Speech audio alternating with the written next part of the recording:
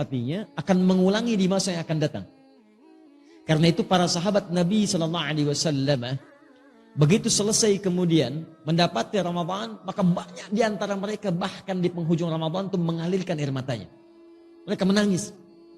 Berharap, ya Allah, kalau bisa jangan berhenti ya Allah. Besok Ramadan lagi, lusa Ramadan lagi, pekan depan Ramadan lagi. Kalau perlu setiap hari Ramadan ya Allah. Saking inginnya semua waktu itu Ramadan. Dan kita diberikan kesempatannya. Dan mereka tahu belum tentu tahun depan bisa berjumpa. Karena itu semua bermujahadah ketika akan tiba Ramadan.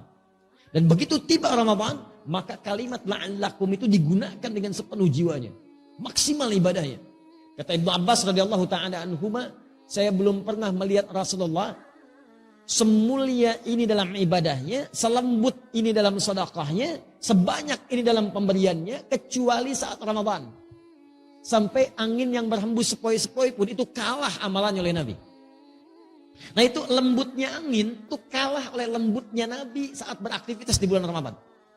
Lembut menghadapi orang-orang, sedekahnya bertambah, ibadahnya bertambah, interaksi dengan Qur'annya dan sebagainya. Dan orang-orang yang bukan Nabi karena melihat Nabinya serius, mereka lebih serius lagi.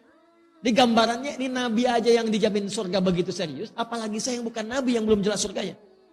Maka kata Allah, seakan-akan dihadapkan kita di hadapan Allah untuk menumbuhkan kesungguhan kita dan menunjukkan bahwa Allah serius dengan itu. Kata Allah, kamu di hadapan kita, bukan orang lain. Ini bukan orang yang disebut, maaf, bukan orang yang di zaman Nabi, bukan orang di masa sahabat, bukan orang di masa tabi'in. Tapi kata Allah, la'allakum, kumnya masih ada di depan kita.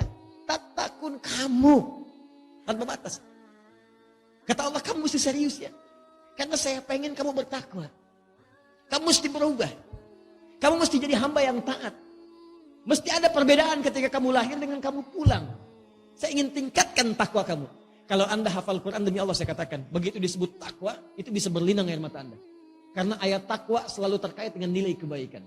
Ketika Allah sebutkan takwa, maka Allah ingin tanamkan kebahagiaan. Kamu tingkatkan takwa supaya bahagia. Jadi ketika Anda dilatih takwa saat Ramadan, la'allakum tattaqun, supaya kamu takwa. Anda tanya, kenapa ya Allah? Kata Allah, saya pengen kamu bahagia. Ayo takwa. Wa may yattaqillaha yaj'al lahu makhraja wa yarzuqhu min haitsu la yahtasib. Ketika takwa meningkat kepada Allah, kata Allah, maka aku mudahkan hidupmu. Aku berikan solusi, aku limpahkan rezeki kepadamu. Makanya ketika Allah katakan la'allakum tattaqun, ayo serius supaya hidup kamu mudah. Ayo serius supaya rezeki kamu berlimpah. Ketika Anda puncaknya mengatakan takwa, Allah katakan wasari'u ila maghfiratin min rabbikum wa jannatin 'arduha as-samawati wal ardu 'iddatul lil muttaqin.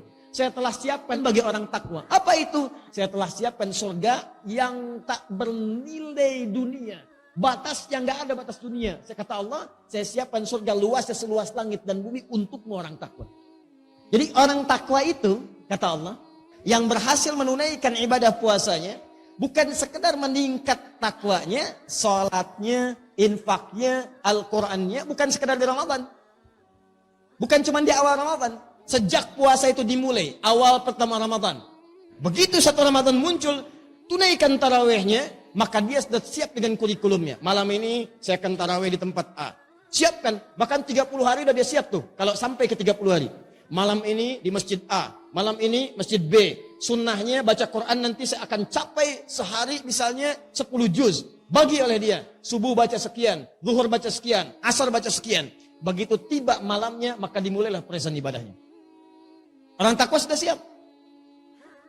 Dan yang paling menarik bukan cuma present. Continuous. Hari pertama, saf pertama. Hari kedua, saf pertama juga. Jadi meningkat terus, konsisten di situ. Hari pertama datang sebelum maghrib. Nunggu di masjid. Hari kedua, habis isya baru datang. Nah ini belum konsisten. Jadi kalau Anda ingin disebut dalam golongan yang ini mujahadah ini, yang serius ini dipertahankan sampai pertengahannya.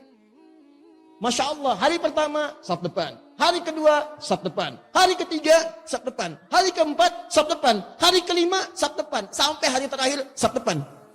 Nah itu yang terbaik.